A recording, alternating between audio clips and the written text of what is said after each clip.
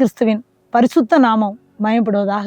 இந்த அருமையான நாளிலும் ஷான் மினிஸ்ட்ரீஸ் ஊழியத்தின் சார்பிலே உங்களோடு இணைந்து தேவனை ஆராதிப்பதிலும் தேவனுடைய வார்த்தைகளை தியானிப்பதற்கும் தேவன் கொடுத்த இந்த பெரிதான கிருபைக்காக முதலாவது நான் ஆண்டவருக்கு கொடான கொடி ஸ்தோத்திரங்களை ஏறெடுக்கிறேன். இந்த வேளையிலும் இதை கவனித்துக் கொண்டிருக்கின்ற உங்கள் ஒவ்வொரு பேருக்கும் இயேசு கிறிஸ்துவின் இனிமையான நாமத்தினால உங்களை வாழ்த்துகிறேன். தேவன் தாமே உங்கள் அனைவரையும் ஆசீர்வதிப்பாராக. இந்த வேளையிலும் தேவனுடைய வார்த்தைகளை நாம் தியானிக்கிறதற்கு முன்பதாக தேவனை நோக்கி பார்த்து ஜெபிக்கலாமா? எல்லா மனிதர்க்கும் ஆண்டவர் நீரே, எல்லா ஆசீர்வாதத்திற்கும் ஊற்றே, எங்கள் இதயத்தில் உம்மை போற்றிடுவோம், என்றென்று பணிந்து தொழுவோம். அல்லேலூயா, அல்லேலூயா, அல்லேலூயா, ஆமென்.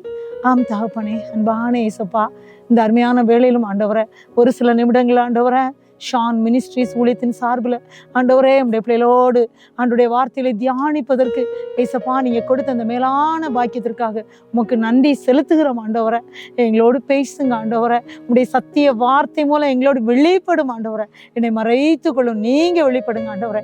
கேட்கிற ஒவ்வொரு உள்ளங்களிலும் ஒவ்வொரு குடும்பங்களிலும் தேவனுடைய ஆசீர்வாதம் கடந்து வர முடியும், எல்லா தடைகளும் மாறும்படியா இயேசுடைய அன்பான கரத்திலே கொடுத்து நாங்கள் ஜெபிக்கிறோம். ஏசப்பா மட்டும் மயப்பட்டா போதுமாப்பா. இயேசு ரட்சமலாம் ஜெபம் கேளும் நல்ல பிதாவே, ஆமேன் ஆமேன். பிரியமானவர்களே, இந்த அருமையான வேளையிலும் ஷான் மினிஸ்ட்ரீஸ் ஊழியங்களின் மூலமாக உங்களோடு தேவனுடைய வார்த்தைகளை பகிர்ந்து கொள்வதிலே மிகுந்த மகிழ்ச்சி அடைகிறேன். தேவன் தாமே உங்கள் ஒவ்வொரு பேரையும் ஆசீர்வதிப்பாராக. இந்த நாளிலும் நான் உங்களோடு இயேசு கிறிஸ்துவை அறிகிற அறிவு என்கிற தலைப்பில் உங்களோடு ஒரு சில வசனங்களை நான் பகிர்ந்து கொள்ள இருக்கிறேன். பிரியமானவர்களே, யோவான் 10ஆம் அதிகாரம் 4-5 வசனங்களை நான் படிக்கிறேன். அவன் தன்னுடைய ஆடுகளை வெளியே விட்ட பின்பு அவைகளுக்கு முன்பாக நடந்து போகிறான். ஆடுகள் அவன் சத்தத்தை அறிந்திருக்கிறபடியினால் அவனுக்கு பின் செல்லுகிறது. ஆடுகள் அவன் சத்தத்தை அறிந்திருக்கிறபடியினால் அவனுக்கு பின் செல்லுகிறது. அந்நியருடைய சத்தத்தை அறியாதபடியினால் அவைகள் அந்நியனுக்கு பின் செல்லாமல் அவனை விட்டோடிப்போம். பிரியமானவள, இதுல என்ன சொல்லியிருக்கிறார் அப்படின்னா, ஒரு மேய்ப்பனுக்கு சத்தத்தை அந்த மேய்ப்பனுடைய ஆடுகள் அறிந்திருக்கும். வேற யார் போய் கூப்பிட்டாலும் அந்த ஆடுகள் சத்தத்தை கொடுக்காது. அந்த ஆட்டுக்கு யாரை கொடுக்கணும்னாலும், ஆகாரம் கொடுக்கணும்னாலும் அந்த மேய்ப்பன் கொடுத்தா மட்டும்தான் ஒழுங்காக போய் சாப்பிடும். அதே போலதான் ஆண்டவர் சொல்றாரு, எனக்கு ஆடுகள் என்னுடைய சத்தத்தை அறிந்திருக்கிறது, என் பின்னாடிதான் என் ஆடு வரும். அப்ப எவ்வளவு பெரிய ஒரு நம்பிக்கை நம்ம அப்பா இயேசுக்கு இருக்கு இல்லையா? நம்மை பார்த்து அவர் மிக அழகாக கூறுகிறார்ல, ஏன் ஆடுகள், என் ஆடுகள். ஏன்னா இதை நம்ம பல வசனங்கள்ல படிக்கலாம். ஒரு மேய்ப்பன் தன்னுடைய ஆடுகளை மேய்க்கும் போது அவன் எப்படி மேய்ப்பான் சங்கீதம் 23 பார்க்குறோம்ல. பிரியமானவள, இயேசு கிறிஸ்து நம்மை அழகாக மிக நேர்த்தியாக நடத்துகிறார் பிரியமானவள. ஆனா அந்த இயேசு கிறிஸ்துவை அறிகிற அறிவு நம்முடைய வாழ்க்கையில எப்படி இருக்கிறது? இன்றைக்கு அநேக இடங்கள்ல எல்லாமே நடக்கும், ஆனா இயேசுக்கு அங்க முன்னுரிமை இருக்கா அப்படின்னு தெரியாது. இயேசுவை ஆராதிக்கிறாங்க, ஆனா இயேசுவை வச்சுதானே ஆராதிக்கிறாங்க தெரியாது. ஏன்னா ஆராதனை நடக்கும், ஆராதனை முடிஞ்சோடனே அந்த திருச்சபையில் ஒரு பெரிய சண்டை இருக்கும். தேவ வசனத்தை போதிப்பாங்க, அந்த வார்த்தையை கேட்ட பின்பு வெளியில ஒரு பெரிய சண்டை இருக்கும். இதை பார்க்கிற அஞ்ஞானிகள் சொல்லுவாங்க, வேத புஸ்தகத்தை கையில் எடுக்கிற தேவ பிள்ளைகள் ஏன் இப்படி சண்டை போடுறாங்க, அவங்க இயேசு இவ்வளவு நல்லவர் ஆயிட்டு அப்படின்னு சொல்லி தேவனை அறியாத அஞ்ஞானிகள் கூட சொல்றாங்கங்க. ஆனா நம்முடைய தேவ பிள்ளைகள் இயேசுவை அறிந்திருக்கிறோம்னு சொல்றோம், ஆனா எந்த அளவு இயேசுவை அறிந்திருக்கிறோம் என்கிறது தெரியாது. ஏன்னா தேவன் ரொம்ப நல்லவருங்க. அவர் நல்லவருக்கு நல்லவர், வல்லவனுக்கு வல்லவர். ஆமா, நம்ம பார்த்து அவர் கூறுகிறார், என் ஜனங்கள் அப்படின்னு சொல்றாரு, நான் உங்கள் ஆண்டவர் என்று சொல்லுகிறார், என் பிள்ளைகள் என்று சொல்லுகிறார். கலாத்தியர்ல நம்ம படிக்கிறோம். அதே போல ரோமர் 8ஆம் அதிகாரத்துல மிக தெளிவாக பவுலடிகளார் இதை குறித்து விளக்குகின்றார். பிரியமானவள, அவர் என்ன சொல்கிறார் என்றால், ரோமர் 8ஆம் அதிகாரம் 14ஆம் வசனம் 15ஆம் வசனத்தை நான் படிக்கிறேன். ரோமர் 8ஆம் அதிகாரம் 14ஆம் வசனம். மேலும் எவர்கள் தேவனுடைய ஆவியினாலே நடத்தப்படுகிறார்களோ அவர்கள் தேவனுடைய புத்திரராய் இருக்கிறார்கள். பிரியமானவர்களே, பரிசுத்த ஆவியானவர் சொல்றாரு, அவருடைய வார்த்தை சொல்லி இருக்கு, அவருடைய ஆவியை, புத்திரனுடைய ஆவியை நம்முடைய இருதயங்களில் ஊற்றினான்னு சொல்லி கலாத்தியர் 4ஆம் அதிகாரத்துல பாக்குறோம். இந்த வார்த்தையில பாக்குறோம், நீங்க எவர்கள் தேவனுடைய ஆவியினால் நடத்தப்படுகிறார்களோ அவர்கள் தேவனுடைய புத்திரர். அப்படின்னா நம்ம எல்லாம் யாரு? இயேசுடைய பிள்ளைங்க, அப்பாவுக்கு பிள்ளைங்க. இயேசு நமக்கு எவ்வளவு நல்லவர் தெரியுமா? அப்பாவே, உலக பிரகாரமான அப்பாவே தன்னுடைய பிள்ளைகள் கேட்கிறது அவர் கொடுக்கறதுக்கு மிக ஆவலா இருப்பார்ல. அப்படின்னா இந்த வானம் பூமி படைச்ச நம்ம அப்பா இயேசு அவருடைய பிள்ளைகளாகிய நம்ம கேட்கும்போது நமக்கு இறங்காமல் இருப்பாரோ? நம்ம அப்பா நம்ம பிள்ளைகளுக்கு என்ன கேட்டாலும் கொடுக்குறாங்க இல்லையா? நம்ம உலக பிரகாரமான அப்பா. அப்படின்னா வானம் பூமி படைச்ச நம்ம ராஜாதி ராஜா சொல்றாரு, நீங்களாம் என் பிள்ளைகள் அப்படின்னு சொல்றாரு. பிள்ளைகள், அதான் சொல்றாரு, எவர்கள் தேவனுடைய ஆவியினால் நடத்தப்படுகிறார்களோ அவங்கெல்லாம் என்னுடைய பிள்ளைகள் அப்படின்னு சொல்றாரு. 15ஆம் வசனம், ரோமர் 8:15 சொல்றாரு, அந்தபடி திரும்பவும் பயப்படுகிறதுக்கு நீங்கள் அடிமைத்தனத்தின் ஆவியை பெறாமல் அப்பா பிதாவே என்று கூப்பிட பண்ணுகிற புத்திர சுவீகாரத்தின் ஆவியை பெற்றீர்கள். அடுத்து 16ஆம் வசனம், ரோமர் 8:16 என்ன சொல்றேன்னா, நாம் தேவனுடைய பிள்ளைகளா இருக்கிறோம் என்று ஆவியானவர் தாமே நம்முடைய ஆவியுடனே கூட சாட்சியிடுகிறார். அடுத்த வசனம் 17ஆவது வசனம், நாம் பிள்ளைகளானால் சுதந்திரருமாமே, தேவனுடைய சுதந்திரரும் கிறிஸ்துவுக்கு உடன் சுதந்திரருமாமே. பாருங்க எவ்வளவு பெரிய பாக்கியம். ஏசப்பாவுக்கு உடன் சுதந்திரம். ஏசப்பா யாருங்க? இந்த வானத்தை படைச்சவர், இந்த பூமியை படைச்சவர், அண்ட சராசரங்களை உருவாக்கி படைத்தவர். இந்த பூமியில வானத்தை பார்த்தா எவ்வளவு அழகா இருக்குல்ல, தொங்கிட்டு இருக்குல்ல. வானத்துக்கு மேல தண்ணியை கட்டி வச்சிருக்கிறாரு. பூமியை விசாரிச்சு அதுக்கு நீர் பாய்ச்சுறாருல்ல. கூப்பிடுற காக்கா குஞ்சுக்கெல்லாம் அவர் இறங்குகிறாராம். அப்படின்னா நமக்கு அவர் இறங்காமல் இருப்பாரா? நம்ம அப்பாங்க அவரு, நம்ம அவருடைய பிள்ளைங்க. பிள்ளைகள் வேதனைப்படுறது அவர் பார்த்துட்டு இருப்பாரா? பிள்ளைகள் கஷ்டப்படும் போது அவர் கவனிக்காம இருப்பாராங்க? அவர் சொல்றாரு, அவரே நமக்கு சாட்சி கொடுக்குறாரு, இவங்கெல்லாம் என்னுடைய பிள்ளைங்க, என்னை ரொம்ப அறிஞ்சிருக்காங்க. பிரியமானவர்களே, இன்றைக்கு நம்மை பார்த்து ஒரு கொஸ்டின் யாராவது கேட்டாங்கன்னா, நீங்க இயேசுவை எவ்வளவு அறிஞ்சிருக்கீங்க அப்படின்னா, இயேசுவை குறித்த அறிவை குறித்து நம்ம சொல்ல முடியுமா? ஆமா, இயேசு என் உள்ளத்துக்குள்ள இருக்கிறாரு, இயேசு என்கிட்ட வந்ததுனால நான் அவருடைய பிள்ளையா இருக்கேன், நான் இன்னும் அநேகருக்கு இயேசுவை பற்றி சொல்றேன், இயேசுவை ரொம்ப நல்லா அறிஞ்சிருக்கேன் அப்படி நம்ம சொல்ல முடியுமா? பிரியமானவர்களே, ஒரு கணம் நம்ம சிந்திச்சு பார்க்கலாமா? ரொம்ப நல்லவருங்க நம்ம இயேசு கிறிஸ்து, ரொம்ப ரொம்ப ரொம்ப நல்லவர். ஏன்னா அவர் சொன்னார், சுதந்திரர் அப்படின்னா என்ன? அவருக்குள்ளதெல்லாம் நமக்கு உரியதுங்க. அவர் சொன்னார், என்கிட்ட இருக்குங்க அப்படின்றார். அவர்கிட்ட எல்லாமே இருக்கு. தீர்க்காயுசு அவருடைய கையில இருக்கு. செல்வம் காணாம பொருள் இருக்கு. நமக்கு என்ன வேணாலும் ஏசப்பட்ட கேட்டு பெற்றுக்கொள்ளலாம். ஆனா இன்னைக்கு உலக பிரகாரமா பார்க்கும்போது இன்னைக்கு ஒவ்வொரு மனிதர்களும் வேதனை, துக்கம், கண்ணீர், துன்பம், பலவிதமான வியாதிகள், பலவிதமான போராட்டங்கள். ஆனா இயேசு நம்முடைய அப்பாவா இருக்கிறாரு. நம்ம எப்போ அவரை பார்த்து கூப்பிட்டாலும் அப்பா நம்முடைய மத்தியில வந்து நமக்கு இரக்கம் செய்கிற ராஜாதி ராஜாவாக இருக்கிறார். அவர் ஒருபோதும் நம்மை விட்டு விலக மாட்டார். அவர் சொன்னார், நான் உன்னை கைவிடுவதும் இல்லை, உன்னை விட்டு விலகுவதும் இல்லை, பலங்கொண்டு திடமனதா இரு அப்படின்னு சொன்னார்ல. நெகேமியா அந்த அலங்கத்தை கட்ட போகும்போது அவர் சொன்னாரு, வேலையை நடத்துங்கள், உன் தேவனாகிய கர்த்தர் உங்களுடனே இருக்கிறார் அப்படின்னு சொன்னாரு. உங்கள் ஆவியானவர் உங்கள் நடுவில் நிலை கொண்டிருப்பார்னு சொன்னாரு. 52 நாளையில நெகேமியா அந்த அலங்கத்தை கட்டி முடிக்கவில்லையா? பிரியமானவர்கள, நடக்காத ஒரு காரியம். 52 நாளையில தன்னுடைய ஜனங்களுடைய நிந்தையை அவர் அறிந்து தேவ சமூகத்துல உட்கார்ந்து அழுது ஜெபித்து தேவனிடத்துல இரக்கத்தை கேட்டு தேவ சமூகத்துல போய் காத்திருந்து தேவ பிள்ளைகள் ஒரு சிலரை அழைத்து கொண்டு போய் அவர் 52 நாளையில எருசலேம் அலங்கத்தை கட்டி முடித்தாரு.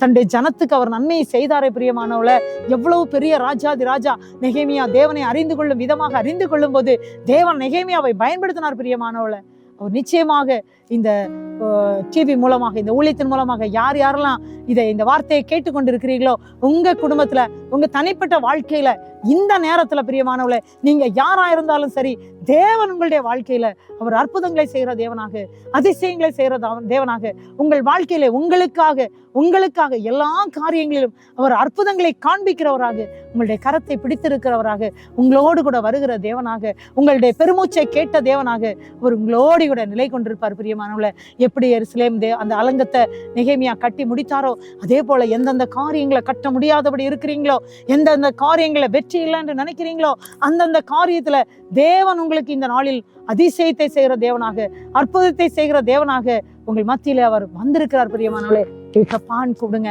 அப்பான்னு கூப்பிடுங்க. அவர் நம்ம பார்த்து சொல்றாரு, நீங்களாம் என் பிள்ளைங்க அப்படின்னு சொல்றாரு. பிள்ளைகள் நீதிமானுடைய சந்ததி ஒருபோதும் அப்பத்துக்கு இறந்து திரிகிறதை காணவில்லைன்னு வேதத்துல பாக்குறோம். நம்ம அவருடைய பிள்ளைகளா இருக்கும்போது ஒவ்வொரு நாளும் நம்மை நடத்துவாருங்க. அப்படியாக தேவனுடைய வார்த்தையின்படியாக தேவ வசனத்துல நம்ம பார்க்கிறோம். யோவான் 6ஆம் அதிகாரத்துல முக்கியமான ஒரு சம்பவத்தை நம்ம பார்க்கிறோம். யூதருடைய பண்டிகையாகிய பஸ்கா சமீபமா இருந்தது. அப்போ இயேசு கிறிஸ்து பார்க்கிறாரு, அவரை சுற்றி ஜனங்கள் எல்லாம் வந்திருக்காங்க. ஏன்னா அந்த யோவான் 6ஆம் அதிகாரம், இவைகளுக்கு பின்பு இயேசு திபேரியா கடல் என்னப்பட்ட கலிலேயா கடல் அக்கறைக்கு போனார். அவர் வியாதிக்காரிடத்தில் செய்த அற்புதங்களை திரளான ஜனங்கள் கண்டபடியினால் இயேசுவுக்கு பின் சென்றார்கள். ஆமாங்க, இயேசு எங்க போனாலும் அற்புதம் செய்வாரு. இயேசு இயேசு இயேசுன்னு சொன்னாலே அங்க அற்புதம் தான். ஏசப்பா அப்படின்னு கூப்பிட்டாலே ஏசப்பா வருவார், வந்து உடனே மீட்பார் பிரியமானவர்களே. ஆனா அந்த ஏசப்பா இன்றைக்கும் உயிரோடு இருக்கிறார், உங்க கூடவே இருக்கிறார், ஏன் கூடவே இருக்கிறார். இந்த உலகத்தில் உள்ள எல்லாரையும் அவர் நேசிக்கிறார். ஒருவர் கூட அழிந்து போது தேவனுக்கு சித்தம் இல்லைங்க. ஏன்னா 1 தீமோத்தேயு 2ஆம் அதிகாரம் 1, 2, 3, 4 வசனங்களை படிக்கும்போது மிக தெளிவா இருக்கிறது. எல்லாரும் தேவனை அறிகிற அறிவையும் அடையணும், எல்லாரும் தேவனுடைய சித்தத்தை அறிய வேண்டும் அப்படின்னு சொல்லிதான் வேத வசனம் சொல்லியிருக்கு. தேவனை அறிகிற அறிவு வர வேண்டுமானால், தேவனுடைய சித்தத்தை அறிகிற அறிவு வர வேண்டுமானால் எல்லாரும் தேவனை அறிந்து கொள்ள வேண்டும் என்றுதான் இயேசு கிறிஸ்து விரும்புகிறார் பிரியமானவர்களே. இயேசு ரொம்ப ரொம்ப ரொம்ப விரும்புகிறார். எல்லாரும் மனம் திரும்பணும், எல்லாரும் ரட்சிக்கப்படணும், எல்லாரும் இயேசுவை ஏற்றுக்கொள்ளணும். இந்த உலகத்தில் உள்ள எல்லாரும் இயேசுக்குள்ள வரணும். எல்லாரும் இயேசுவை அறிகிற அறிவுல அவங்க வந்துட்டாங்கன்னா எல்லாரும் குறைவில்லாம வாழ்வாங்களே, என் பிள்ளைங்க செழிப்பா இருப்பாங்களே, என் பிள்ளைங்க ஆசீர்வாதமா வாழ்வாங்களேங்க. அதுதாங்க ஏசப்பாக்கு பிரியம். எல்லாரும் வாழ்ந்திருக்கணும், எல்லாரும் இயேசுக்காக வாழணுங்க. அதாங்க ஏசப்பாக்கு ரொம்ப ரொம்ப இஷ்டம். யோவான் 6ஆம் அதிகாரத்துல இந்த ஜனங்கள் எல்லாம் இயேசு செய்த அற்புதத்தை கண்டு இயேசுக்கு பின்னாடி வர்றாங்க. இயேசு மலைக்கு மேல ஏறி அழகா உட்கார்ந்து அவனுடைய வசனத்தை எல்லா ஜனங்களுக்கும் அவர் பிரசங்கிக்கிறாரு. எல்லாரும் இந்த வசனத்தை கேட்டாங்க. ஆண்டவருக்கு சொல்றாரு, இந்த திரளான ஜனங்கள் நம்மிடத்துல வருகிறாங்களே, இவங்களுக்கு சாப்பிடத்தக்கதாக அப்பங்களை எங்க கொள்ளலாம் அப்படின்னு கேட்குறாங்க. ஆனா அந்த யோவான் 6:7 சொல்லப்பட்டிருக்கு, பிலிப்பு சொன்னாரு, இவர்களில் ஒவ்வொருவரும் கொஞ்சம் கொஞ்சம் எடுத்துக்கொண்டாலும் 200 பணத்து அப்பங்களும் இவர்களுக்கு போதாது. இன்னைக்கு அப்படிதாங்க அநேகருடைய குடும்பங்கள்ல. ஆண்டவரே இயேசுவே, என் குடும்பத்துல நீர் கொடுத்திருக்கிற இந்த பணம் என் பிள்ளைய படிக்க வைக்க போதாது, இந்த பணம் என் குடும்ப வாழ்க்கைக்கு போதாது, இந்த பணம் என்னுடைய பிள்ளையுடைய திருமணத்திற்கு போதாது, இந்த பணத்தை வச்சு நான் என்னப்பா செய்வேன், ஒரு வீடு கூட கட்டி வாழ முடியலை ஆண்டவரேன்னு சொல்லி ஒருவேளை நீங்க யாராவது ஏக்கத்தோடு இந்த வேலையில இருக்கலாம் பிரியமானவள. இந்த பிலிப்பு அப்படிதான் சொன்னாரு, இவ்வளவு ஜனங்கள் இருக்காங்க ஆண்டவரே, இவர்களுக்கு எப்படி கொடுக்க முடியும், அவ்வளவு பணம் நம்மகிட்ட இல்லையே, இவ்வளவு பணம் இல்லையே, இவ்வளவு அப்பமும் இல்லையேன்னு சொல்லி அவர் சொல்லும்போது ஆண்டவர் ஏன் அப்படி சொன்னார் தெரியுமா? ஆண்டவர் அதுல ஒரு வசனம் இருக்கு, தாம் செய்ய போகிறதை அவர் அறிந்திருந்தோம். அந்த யோவான் 6ஆம் அதிகாரம் 6ஆம் வசனம், இயேசு செய்ய போகிறது அவர் அறிந்திருந்தும் அவனை சோதிக்கும்படி இப்படி கேட்டார். அநேக நேரத்துல இப்படிப்பட்ட காரியங்கள் நம்முடைய வாழ்க்கையில நடக்கும். இது எப்படி ஆகும்? ஏன்னா அநேகர் தேவ பிள்ளைகள் கூட வந்து கேட்பாங்கல்ல, இது எப்படி முடியும், அது எப்படி இனி உன்னுடைய பிள்ளைக்கு திருமணம், இனி எப்படி உன்னுடைய பிள்ளைக்கு இந்த படிப்பெல்லாம், எப்படி இந்த வியாதி மாறும், இத்தனை வருஷங்களா படுக்கல இருக்கீங்களே. இன்னைக்கு அநேகர் அதான் கேட்டு அநேக குடும்பங்கள் இப்படியே நினைச்சு இனி ஏன் இந்த உலகத்துல நான் வாழணும்னு சொல்லி அநேகர் மரணத்தை நோக்கி ஓடுறவங்களும் இருக்காங்க பிரியமானவங்களே. அப்படிப்பட்ட உலகத்துலதான் நாம் வாழ்ந்து கொண்டிருக்கிறோம். ஆனா இயேசு என்ன சொல்றாரு, அவரால் முடியும் என்கிறதற்காக, அவரால் முடியுங்க, என்ன நம்ம கிட்ட இருக்கோ அதை வைத்து நம்மால் ஜெபிக்க முடியுமே, நம்மால் வேதத்தை படிக்க முடியுமே, நம்மால் இயேசுடைய வார்த்தை இன்னொரு நபருக்கு சொல்ல முடியுமே, நம்ம கிட்ட என்ன இருக்கு அதான் கேட்கிறாரு. அவர் என்ன கேட்கிறாரு தெரியுமா? அங்க ஒருத்தர் சொல்றாரு, இன்னொரு இடத்துல கேட்கும்போது படிக்கும்போது அவனுடைய வசனம் சொல்ல, உங்ககிட்ட என்ன இருக்கு அப்படின்னு. ஆனா இதுல கேட்பாரு, ஆண்டவர் சொல்லுவாரு, அவளை சோதிக்கிறதுக்காக இப்படி சொன்னார். அப்பதான் அந்திரேயா இயேசு பார்த்து சொல்லுவார், இங்கே ஒரு பையன் இருக்கிறான், இங்கே ஒரு பையன் இருக்கிறான், அவன் கையில் 5 வார்கோதுமை அப்பங்களும் 2 மீன்களும் உண்டு, ஆனாலும் அவைகள் இத்தனை ஜனங்களுக்கு எமாத்திரம். ஆனா ஆண்டவருடன் என்ன சொன்னார் தெரியுமா? இந்த 5 அப்பம் 2 மீனை கொண்டு எப்படிப்பா நீங்க கொடுப்பீங்க, இதை எப்படி கொடுக்க முடியும் அப்படின்னு கேட்கிறாரு. ஆனா உடனே அங்க இயேசு என்ன சொன்னார் தெரியுமா? ஜனங்களை உட்கார வையுங்கள் அப்படின்னு சொன்னார். ஜனங்களை உட்கார, இதாங்க ஆண்டுடைய வார்த்தை, ஜனங்களை உட்கார வையுங்கள். நெகேமியா பார்த்து சொன்னார்ல, வேலையை நடத்துங்கள். நம்மை பார்த்து சொல்றார், மகனே மகளே பயப்படாத, நான் உன்னோடு இருக்கிறேன், உன்கிட்ட என்ன இருக்கு அது போதும், உன்கிட்ட இருக்கிறது போதும். ஜனங்களை ஆனா செயல்படணும். நம்ம அதான் அவர் விரும்புகிறார். முதலாவது நமக்கு அவருக்கு மேல அந்த விசுவாசம் இருக்கணும். அவரை அறிந்து கொள்ளுகிற அறிவு விசுவாசத்தின் மூலம் வருகிறது பிரியமானவர்களே. எபிரேயர் 11:1 எல்லாருக்கும் தெரிந்த வசனம், விசுவாசமானது நம்பப்படுகிறவைகளின் உறுதியும் காணப்படாதில் நிச்சயமா இருக்கிறது. அந்த எபிரேயர் 11:6 இருக்கு, விசுவாசம் இல்லாமல் தேவனிடத்தில் பிரியமா இருப்பது கூடாத காரியம். இயேசுகிட்ட பிரியமா இருக்க முடியாது விசுவாசமே இல்லாவிட்டால். அவர் சொல்றாரு, விசுவாசம் இல்லாவிட்டால் தேவனிடத்துல பிரியமா இருப்பது கூடாத காரியம். ஏனென்றால் தேவனிடத்துல சேருகிறவன் அவர் உண்டு என்றும் அவர் தம்மை தேடுகிறவர்களுக்கு பலன் அளிக்கிறவர். பிரியமானவள, அந்த விசுவாசத்தோடு அந்த விசுவாசத்துல வளரும் போது இயேசுவை அறிகிற அறிவில் நாம் வளருவோம். பிரியமானவர்கள, இப்ப பாருங்க, இயேசு சொல்றாரு, ஜனங்களை உட்கார வையுங்கள். இப்ப ஜனங்களை உட்கார வைக்கிறாங்க. அங்க பந்தி இருந்த புருஷர் ஏறக்குறைய 5000 பேர் அப்படின்ட்டு இருக்கு. ஒருவேளை நம்ம நினைக்கலாம், இந்த சிறிய அற்பமான ஒரு தொகை தான் இருக்கு, இல்ல சின்ன ஒரு காரியம் தான் என்னுடைய வாழ்க்கையில இருக்கு, இதை கொண்டு எப்படிங்க என்னால ஆண்டோட ஊழியத்தை செய்ய முடியும், இதை கொண்டு என்னால எப்படிங்க இதெல்லாம் நிறைவேற்ற முடியும் அப்படின்னு சொல்லி கூட நீங்க நினைக்கலாம் பிரியமானவர்களே. ஆனா ஆண்டவர் சொல்றார், உட்கார வையுங்கள். அந்த நம்முடைய விசுவாசத்தை அவர் உறுதிப்படுத்துகிறார். அது வர்த்திக்கப்படணும் பிரியமானவர்களே. உட்கார வையுங்கள். பாருங்க, 5000 பேர் புருஷர்கள் மட்டும் இருக்கிறாங்க அப்படின்னா என்ன நடந்திருக்கும்? அவங்க உட்கார வச்சாங்க. ஏசு அதை பிட்டு எடுத்து ஸ்தோத்திரம் பண்ண அதை சீஷர்கள்ட்ட கொடுத்தாரு. எல்லாருக்கும் கொடுக்குறாங்க. அவங்க திருப்தி அடைந்த பின்பு மீதியானதை எத்தனை கூட 12 கூடை நிறைய எடுத்தாங்க. அப்பதான் எல்லாரும் சொன்னாங்களாம், எல்லாரும் மெய்யாகவே இயேசு உலகத்தில் வருகிறவரான தீர்க்கதரிசின்னு சொன்னாங்களாம். இயேசு மெய்யாகவே கர்த்தன்னு சொல்லி அறிக்கையிட்டு இருக்காங்க. பிரியமானவர்களே, இன்றைக்கு நம்முடைய வாழ்க்கையில் அந்த விசுவாசம் இருக்கும் போது நம்ம கிட்ட என்ன இருக்கு, நம்மால என்ன செய்ய முடியும்? ஜெபிக்க முடியும், இயேசுக்கு மேல விசுவாசத்தை வைக்க முடியும். இயேசுவை அறிகிற அறிவுல வளரணும்னா தேவனுடைய வார்த்தையை நம்ம இன்னும் கற்றுக்கொள்ளணும், இன்னும் வார்த்தையை படிக்கணும்.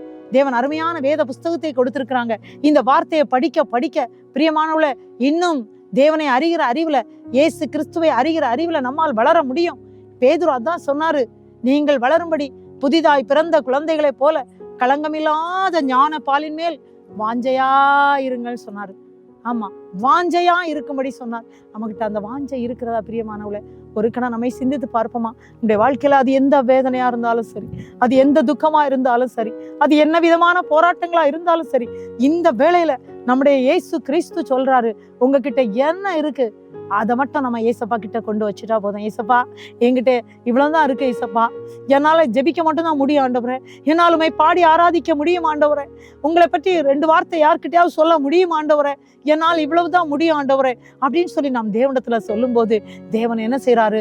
அதை பலுகி பெருக செய்கிறார். பார்த்துடுங்க, அவர் பலுகி பெருக செய்கிற தேவனாக இருக்கிறார். இன்னும் இந்த இயேசு கிறிஸ்து இந்த அப்பம் 5 அப்பம் 2 மீன்களை பற்றி இன்னும் அநேக வசனங்களை நம்ம தியானிக்கலாம். எப்படின்னா, ஒவ்வொரு இடத்துலயும் தேவன் அருமையான வார்த்தைகள்னா நமக்கு அதை விளக்கி இருப்பார் பிரியமானவர்களே. ஏன்னா சில இடத்துல பாத்தீங்கன்னா, யோவான் 6ஆம் அதிகாரத்துல 48ஆம் வசனத்துல பார்க்கலாம், ஜீவ அப்பம் நானேன்னு சொல்லியிருப்பாரு. யோவான் 6ல ஜீவ அப்பம் நானே. அவர் ஏன் அந்த வார்த்தையை சொல்றாரு அப்படின்னு பாத்தீங்கன்னா, யோவான் 6:48ஆம் வசனத்துல பார்க்கலாம். யோவான் 6:48 அவர் என்ன சொல்றாரு? உங்கள் பிதாக்கள் வனாந்திரத்திலே மன்னாவை புசித்திருந்தும் மரித்தார்கள், இதிலே புசிக்கிறவன் மறியாமலும் இருக்கும்படி வானத்திலிருந்து இறங்கின அப்பம் இதுவே, நானே வானத்திலிருந்து இறங்கின ஜீவ அப்பம், இந்த அப்பத்தை புசிக்கிறவன் என்றென்றைக்கும் பிழைப்பான். ஆமாங்க, இந்த வார்த்தையை உட்கொள்ளும் போது, ஆமா, இந்த வார்த்தையை நம்ம வாசிக்கும் போது, இந்த வார்த்தையோட இதயத்துல பதிக்கும் போது, இந்த வார்த்தையை நாம் ஏற்றுக்கொண்டு அவருக்காக நாம் வாழும் போது, நாம் அவரை அறிகிற அறிவிலே வளரும் போது அவர் சொல்றாரு, என்ன சொல்றாரு? இந்த அப்பத்தை புசிக்கிறவன் என்றென்றைக்கும் பிழைப்பான். நான் கொடுக்கும் அப்பம் உலகத்துக்காக, ஜீவனுக்காக நான் கொடுக்கும் என் மாம்சமே என்றார். ஏன்னா அவர் என்ன சொன்னார்? நமக்காக அவருடைய மாம்சத்தை கொடுத்தாருங்க, நமக்காக அவருடைய ரத்தத்தை சிந்தினார், நம்முடைய மீட்புக்காக இந்த பூமியிலே நாம் வாழும்படியா இயேசு கிறிஸ்துடைய ரத்தம் முழுவதுமாக கொடுத்துட்டார். அதான் சொன்னாரு, என் மாம்சத்தை புசித்து என் ரத்தத்தை பானம் பண்ணுகிறவனுக்கு நித்திய ஜீவன் உண்டுன்னு சொல்லி யோவான் 6:54 மிக தெளிவா சொன்னாரு பிரியமானவர்களே. அவர் சொன்னாரு யோவான் 6:58 வானத்திலிருந்து இறங்கின அப்பம் இதுவே, இது உங்கள் பிதாக்கள் புசித்த மன்னாவை போல அல்ல, அவர்கள் மரித்தார்களே, இந்த அப்பத்தை புசிக்கிறவனோ என்றென்றைக்கும் பிழைப்பான். ஆம் பிரியமானவர்களே, நாம் பிழைக்கத்தக்கதாக இயேசு நமக்காக இந்த பூமியில மரித்தார். நாம் பிழைக்கத்தக்கதாக இயேசு தன்னுடைய ரத்தத்தையே சிந்தினார், தன்னுடைய மாம்சத்தையே நமக்கு கொடுத்தார். இன்றைக்கும் ஆமா, நம்முடைய ஆரோக்கியம், நம்முடைய ஆரோக்கியம் நம்முடைய தழும்புகளால் வருகிறது. ஏசாயா 53 அதிகாரம் ஃபுல்லா படிச்சு பார்த்தா தெரியும். நம்முடைய தரித்திரத்தை மாற்ற, நம்முடைய வியாதிகளை மாற்ற, நம்முடைய கஷ்டங்களை மாற்ற, நம்முடைய பாவங்களை மாற்ற, நம்முடைய சாபங்களை மாற்ற இயேசு கிறிஸ்து தன்னையே அந்த சிலுவையில் அர்ப்பணித்தார். பிரியமானவர்களே, தன்னுடைய இரத்தத்தையே கொடுத்தார். அந்த இரத்தம் தான் நம்மை சுத்திகரிக்கிறது. அந்த இரத்தம் தான், அந்த இயேசு கிறிஸ்துவின் இரத்தத்தால் தான் நமக்கு ஒரு வாழ்க்கை. இயேசு கிறிஸ்துவை அறிகிற அறிவு நாம் வேத வசனத்தை உட்கொள்ளும் போது, வேத வசனங்களை படிக்கும் போது தேவன் கற்றுக் கொடுக்கிறார். பிரியமானவர்களே, இந்த இயேசு கிறிஸ்து தான், அவருடைய இரத்தம் மூலம் தான் நமக்கு ஒரு வாழ்வு கிடைக்குது. அதனாலதான் யோவான் 3:16 தேவன் தம்முடைய ஒரே பேரான குமாரனை விசுவாசிக்கிறவன் எவனோ அவன் கெட்டு போகாமல் நித்திய ஜீவனை அடையும்படிக்கு இயேசுவை தந்து அருளி இவ்வளவாய் பிதா உலகத்தில் அன்பு கூர்ந்தார்னு பார்க்கிறோம். காட்ஸ் லவ், இயேசுவின் அன்பு. இயேசு உங்களை நேசிக்கிறாருங்க. அவர் ரொம்ப நல்லவருங்க. அவர் எல்லாரையும் நேசிக்கிறார். அவர் நம்மை நேசிக்கிறார். அவர் நம்ம கூடவே இருக்கிறார். அவர் நம்மை விட்டு விலக மாட்டார். பாத்தீங்களா, இந்த அப்பத்தை அவர் பங்கிடும் போது எல்லாரையும் உட்காருங்கள்னு சொல்லிட்டாரு. எல்லாரும் உட்காருங்க. எவ்வளவு நல்ல ஆண்டவர் பார்த்தீங்களா. ஏன்னா மார்க் 6 அதிகாரத்துல 34 44 வரைக்கும் படிக்கும்போது இயேசு மனதுருகி உபதேசித்தாராம். ஜனங்களை காணும் போது மனதுருகி உபதேசித்தார். அந்த உபதேசம் முடியும் போதுதான் மனதுருகி அந்த வியாதியஸ்தரை எல்லாம் சொஸ்தப்படுத்தினான்னு பார்க்கிறோம். அங்கே 5 அப்பம் 2 மீன்களை கொண்டு 5000 பேருக்கு மேற்பட்ட ஜனங்களை அவர் போஷித்ததாக நாம் பார்க்கிறோம். அதே போல மத்தேயு 14 அதிகாரம் 13 வசனத்துல இருந்து பார்த்தீங்கன்னா 5 அப்பம் 2 மீன்களை கொண்டு அவர் 5000 பேருக்கு மேற்பட்ட மக்களை அவர் போஷித்தது மட்டும் இல்ல, மனதுருகி எல்லா வியாதியஸ்தரையும் சொஸ்தமாக்கினார். பிரியமானவர்களே, அவர் உங்கள் மேல் மனதுருகுகிற தேவன், உங்கள் வியாதிகளை குணமாக்குகிற தேவன். ஒருவேளை நீங்க நினைக்கலாம், என் மேல மனதுருகிறதுக்கு யாருமே இல்லை, நீண்ட நாளா படுக்கையில இருக்கேன், எனக்கு வியாதி மாறவே இல்லை, நீண்ட நாட்களா பண பிரச்சனைல இருக்கு, நீண்ட நாட்களாக இப்படிப்பட்ட ஒரு ப்ராப்ளம்லாம் என்னுடைய வாழ்க்கை போயிட்டு இருக்கு. ஆனா என்னுடைய வாழ்க்கையில மனது உருகிறதுக்கு யாராவது இருக்கிறாங்களா? இயேசு இருக்கிறாருங்க. இயேசு உயிரோடு இருக்கிறாங்க. நீங்க இயேசுவேன்னு கூப்பிடுங்க, உங்களை ரட்சிக்கும்படியா, உங்களுக்கு மனதுருகி உங்களை சுகமாக்கும்படியா இயேசு உங்க பக்கத்துல வருவாருங்க. லூக்கா 9 அதிகாரம் 12 வசனம் முதல் 17 வசனம் வரைக்கும் பாத்தீங்கன்னா அவங்க சீஷர்கள் இயேசுகிட்ட சொல்லுவாங்க, இவங்களாம் உங்ககிட்ட வசனத்தை கேட்டுட்டு இருக்காங்களே, இவங்க எங்கேயாவது போய் சம்பாதிக்கும்படி இவங்களை ஊருக்கு வனாந்தரமான இடத்துல அனுப்ப சொல்றாங்க. இயேசு சொன்னாரு, வனாந்தரமான இடத்துல என் ஜனங்களை அனுப்ப வேண்டாம், நீங்களே அவங்களுக்கு கொடுங்க. பிரியமானவள, இன்றைக்கு ஆண்டவர் அதான் சொல்றாரு, இந்த வனாந்தரமான ஒரு வாழ்க்கைன்னு வேதனைப்படுறீங்களா? நான் வனாந்தரமான ஒரு வியாதி வாழ்க்கையில போயிட்டு இருக்கேன்னு சொல்றீங்களா? ஆண்டவர் என்ன சொல்றாரு, இந்த வார்த்தை கேட்கிற தேவ பிள்ளைகளுக்கு தேவ வார்த்தை உங்களுக்கு நேராக கடந்து வருகிறது. பிரியமானவள, நீங்கள் ஆண்டவரை மட்டும் நோக்கி பார்த்தால் போதும். தேவன் இந்த வேளையிலே உங்களை சுகமாக்குறவராக, உங்க வாழ்க்கையுள்ள வேதனைகளை மாற்றுகிறவராக, எப்படி 5 அப்பம் 2 மீன்களை கொண்டு 5000 பேருக்கு மேலாக போஷித்தாரோ, எப்படி ஜனங்களை கண்டு அவர் மனது உருகினாரோ, அப்படியாக அவர் உங்களுக்கு தருகிறவராக இருக்கிறார். பிரியமானவர்களே, யோவான் 6 அதிகாரத்துல 6 வசனம் முதல் 11 வசனம் வரை படிச்சீங்கன்னா வேண்டிய மட்டும் கொடுத்தாராம். வேண்டிய மட்டும். ஒருவேளை நீங்க நினைக்கலாம், என்னுடைய வாழ்க்கையில வேண்டிய மட்டும் என்னுடைய வாழ்க்கையில இல்லையே, நான் திருப்தி அடையவில்லையேன்னு. ஆண்டவர் உங்களை திருப்திப்படுத்துகிற தேவனாக இப்போது அவர் மத்தியில உலாவி கொண்டிருக்கிறார். இந்த வார்த்தைகளை கேட்டுக்கொண்டிருக்கிற அன்பான பிரியமான பிள்ளைகளை நீங்கள் இப்ப ஆண்டு நோக்கி பார்ப்பீங்களா? உங்களுக்காக நம்ம ஜெபிக்க போறோம். ஏசப்பா, நீர் மனதுருகும் தெய்வம் ஆண்டவரே, ஏசப்பா உங்க பாதம் எனக்கு போதும் சொல்லுவீங்களா? ஏசு பாதம் எனக்கு போதும், ஏசு பாதம் எனக்கு போதும், எந்த நாளோ ஆனந்தமே, எந்த நாளோ ஆனந்தமே, பாதம் அமர்ந்து கண்ணீர் சிந்தி, பாதம் அமர்ந்து கண்ணீர் சிந்தி அழுது ஜெபித்திடுவேன், நான் அழுது ஜெபித்திடுவேன். இயேசு பாதம் எனக்கு போதும், இயேசு பாதம் எனக்கு போதும், இந்த நாளும் ஆனந்தமே. ஆண்டவரே, ஆண்டவரேன்னு சொல்லி நோக்கி பார்ப்பீங்களா? இயேசுவே, மனது உருகுகிறவரே, மனது உருகி வியாதிகளை சோமாக்கினவரே, அப்பா வேண்டி மட்டும் கொடுத்தவரே, கண்ணீரை துடைத்தவரே, வனாந்திரத்திலே அலைய விடாத தெய்வமே, எங்க வனாந்திரம் போல இருக்கின்ற அந்த வாழ்க்கையில எங்கள் வாழ்க்கையில வரமாட்டீங்களா டாடி? இயேசுவே, இந்த நேரத்துல ஆண்டவரே எனக்கு இறங்கும் என்று கேளுங்க பிரியமானவர்களே. இயேசு அப்பா அவருடைய பிள்ளைகளாகிய உங்களுக்கு இரக்கத்தை காட்டுகிற தேவனாக இந்த வேளையில் உடைய மத்தியில் அவர் அசைவாடி கொண்டிருக்கிறார். இயேசுவே, மனது உருகுங்கப்பா. இயேசுவே, இறங்குங்கப்பா. இயேசுவே, ஒரு விசை எனக்கு இறங்கும் என்று நீங்க இப்ப கேட்கும் போது, அப்பா, அன்பான அப்பா இப்பொழுது தன்னுடைய பிள்ளைகளுக்காக இந்த வனாந்தர வாழ்க்கையிலே அற்புதங்களை செய்கிற தேவனாக உங்கள் மத்தியில் அவர் உலாவுகிறார். பிரியமானவர்களே, கேளுங்க. எல்லாரும் முழங்கால் படியிட்டு இப்பொழுது கேளுங்க, ஜெபிக்கலாம். தகப்பனே, அன்பான பிள்ளைங்க, யார் யார் இந்த வேளையிலே ஆண்டவரே என்னுடைய வாழ்க்கையிலே வனாந்தரத்தை மாற்ற மாட்டீரோ, என்னுடைய வாழ்க்கையிலே வியாதி மாறாதோ என்று கண்ணீரோடு மனது உருகி ஜெபிக்கிற ஒவ்வொரு பிள்ளைகளையும் கண்ணோக்கி பாரும் ஆண்டவரே. ஒவ்வொரு குடும்பங்களையும் இந்த வார்த்தைகளை கேட்கிற ஒவ்வொரு வீட்டில் மேலையும் ஆண்டுடைய வல்லமை கடந்து வருவதாக. வீட்டில் இருக்கிற ஒவ்வொரு மேலையும் தேவனுடைய வல்லமை கடந்து வருவதாக. வியாதிகள் மாறுவதாக, கண்ணீர்கள் துடைக்கப்படுவதாக, வறுமை மாறுவதாக, பண கஷ்டங்கள் மாறட்டும் ஆண்டவரே. வேலை இல்லாத திண்டாட்டம் ஒளியட்டும் அப்பா. ஆண்டவரே, இன்னும் பிசாசு தொந்தரவினால் ஆண்டவரே கஷ்டப்படுகிற குடும்பத்துல ஆண்டவரே அந்த சத்துடைய வல்லமை நின்று இயேசுவே உடைய வல்லமை விடுவிக்கும்படியா, இப்பொழுது உடைய விடுவிக்கிற வல்லமை கடந்து வரும்படியா ஜெபிக்கிறோம். என் ஏசு அப்படியே ஒவ்வொரு குடும்பங்களிலும் கடந்து வந்ததற்காக நன்றி. அற்புதத்தை செய்து விட்டதற்காக நன்றி. என் தேவன் மகிமைப்பட்டதற்காக நன்றி. எங்களை தாழ்த்துகிறோம் அப்பா. நிறைய சாட்சிகளை எழுப்புகிறதற்காக நன்றி ஆண்டவரே. இதனால் வரும் கனமைமை துதி அப்பா இயேசு ஒருவருக்கே செலுத்துகிறோம். இயேசு ரட்ச மூலம் ஜெபம் கேளும் நல்ல பிதாவே, ஆமென். என் ஆத்துமாவே கர்த்தரை ஸ்தோத்திரி, என் முழுமே அவருடைய பரிசுத்த நாமத்தை ஸ்தோத்திரி. என் ஆத்துமாவே கர்த்தரை ஸ்தோத்திரி, கர்த்தர் செய்த சகல உபகாரங்களை மறவாதே. ஆமென், ஆமென். கர்த்தர் தாமே உங்கள் ஒவ்வொருவரையும் ஆசீர்வதிப்பாராக. ஆமென்.